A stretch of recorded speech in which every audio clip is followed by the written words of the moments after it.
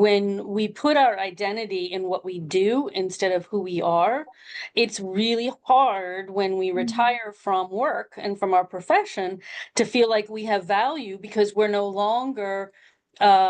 operating in our profession from which we found our value and our identity. And so we talk about that much more, and we do a lot more of that work in the full curriculum, and I'll explain what the full curriculum is later. But that is a very important part, that our egos, and I'm going to talk a lot today on the juxtaposition between our egoic mind and our higher self mind.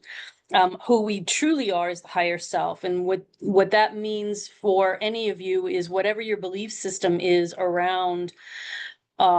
spiritual self, soul, divine self, primordial self, source love, source energy, conscience, whatever you believe in that is that best side of who you are, that is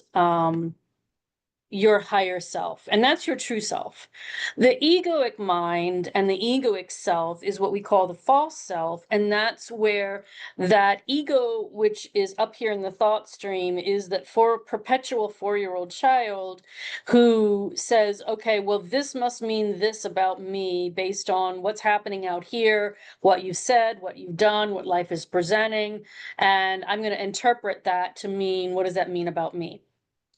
And that egoic mind is a perpetual 4-year-old child, and so it gets very wounded very easily because it takes everything personally. It also misdefines and identifies itself into who it thinks it is and is not based on what other people do, what other people say, what other people think, what we do instead of who we are.